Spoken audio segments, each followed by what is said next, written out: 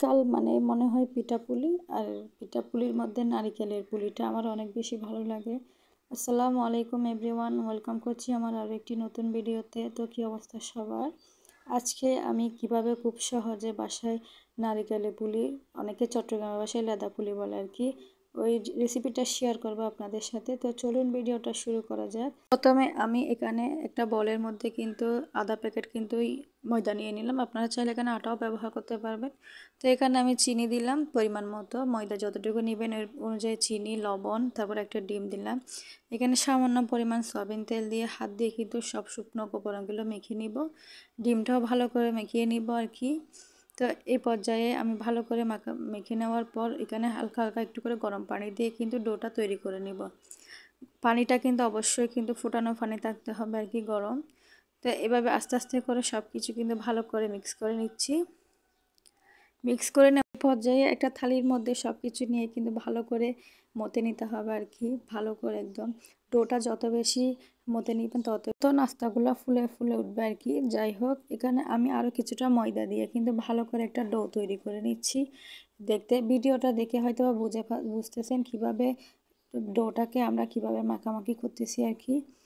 তো এইগুলা কিন্তু আমার একটা আন্টি আমাকে সাহায্য করতেছে এগুলা। তো যাই হোক, এখন আমি সব কিছু মিক্স করার পর দেখিয়ে দিচ্ছি ডোটা কীরকম হবে। ঠিক এইরকম কিন্তু হবে। এদিকে আমি নারকেলের পুরিটা ভিতরে যেটা দিব ওটা রেডি করার জন্য আমি চুলায় একটা তেল বসিয়ে দিয়ে এখানে 2টা তেজপাতা দিলাম। তেজপাতা দেওয়ার পর এখানে নারকেল দিয়ে দিলাম, আমি আমার পরিমাণ মতো নারকেল দিয়ে দিলাম। হালকা একটু লবণও দিলাম। এখন চিনিও অ্যাড করব, চিনিও দিতে হবে কিন্তু। চিনি দেওয়ার পর এই পর্যায়ে ভালো করে নেড়ে ছেড়ে দিব। এখানে চাইলে আপনারা এলাচ, দারচিনি ওগুলো ব্যবহার করতে পারেন, এতে কিন্তু ফ্লেভারটা ভালো আসে। আমি কিন্তু এগুলো একদম ভাজা ভাজা করব না, হালকা একটু জাস্ট ভাজা করব, কারণ এতে নারিকেলের কাঁচা ভাবটা চলে যায় আর কি।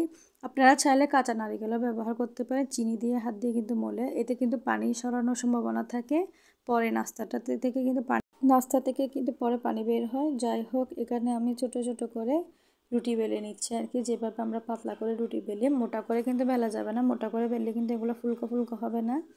তো এভাবে করে দিচ্ছি, দেখেন আমি একটু দেখিয়ে দিচ্ছি আপনাদের কিভাবে করে রুটিগুলো হবে আর কি। তো এখন এই পর্যায়ে আমি একটা রুটি নিয়ে ওইখানের ভেতর কিন্তু পুরটা দিয়ে, যে নারকেলের পুর তৈরি করলাম ওটা ঠান্ডা করে দিয়ে এভাবে হাত দিয়ে কোনায় কোনায় কিন্তু একটা ফুল শেপ করে দিচ্ছি আর কি।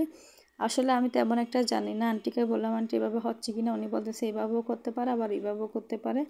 ওনাকে বললেন আপনি একটু দেখিয়ে দেন কিভাবে করে। তারপর উনি দেখিয়ে দিচ্ছে আমাকে, উনি বলতেছে যাতে ভাজার সময় নারকেলগুলো বের না হয় ওই রকম নাকি করে।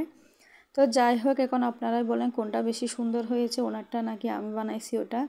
এটা কিন্তু উনি বানাইছে, প্রথমটা কিন্তু আমি বানাইছি। তো যাই হোক, ওনারটা থেকেও কিন্তু আমি আমারটা একটু ফুল শেপ হচ্ছে, তাই সুন্দর লাগতেছে বিধায় আমি বললাম আচ্ছা আমি তৈরি করি আমার মতো করে।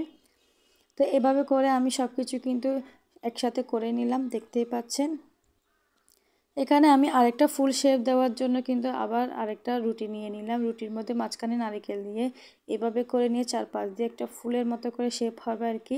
এভাবে করে আমরা ঝালও তৈরি করে আবার মিষ্টিও তৈরি করে। আপনারাও খেয়ে এইভাবে তৈরি করেন, অবশ্যই কমেন্ট করে জানাবেন। আমার সব নাস্তা কিন্তু বানানো কমপ্লিট, এখন কিছুটা ভেজে নিব আর কি। এখানে আমি চুলায় কিন্তু অল্প পরিমাণে তেল দিয়ে কিন্তু 2টা নাস্তা দিয়ে দিলাম। দেখতেই পাচ্ছেন মাশাআল্লাহ কীভাবে কিন্তু ফুলছে। এভাবে কিন্তু সব সময় কিন্তু ফুলকো ফুলকোভাবে হয়, এভাবে করে পারফেক্টভাবে তৈরি করলে কিন্তু সব কিছু ফুলকো হবে। তো আপনারা চাইলে একটু মচমচাও করতে পারবেন, আমি একটু নরম রাখার জন্য একটু হালকা করে বাছলাম আর কি।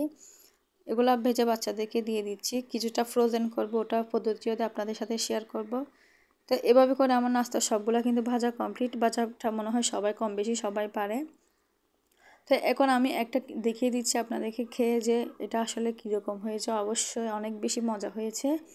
তো মাঝখানে একটু পুর দেওয়ার কারণে কিন্তু আরও বেশি ভালো লাগতেছে। এভাবে চাইলে আপনারা ঝালও তৈরি করতে পারবেন, আবার মিষ্টিও তৈরি করা যায়। এখানে নারকেলটা আমি দেখিয়ে দিচ্ছি। এই পর্যায়ে আমি ফ্রোজেন করার জন্য একটা বক্সের মধ্যে নিচে একটা প্লাস্টিক দিয়ে, উপর আরেকটা দিয়ে এরকম প্লাস্টিক আবার দিয়ে করে ফ্রিজে সংরক্ষণ করা যায়। তো আজকের ভিডিওটা কেমন হয়েছে অবশ্যই জানাবেন। আল্লাহ হাফেজ, ভালো থাকবেন সবাই।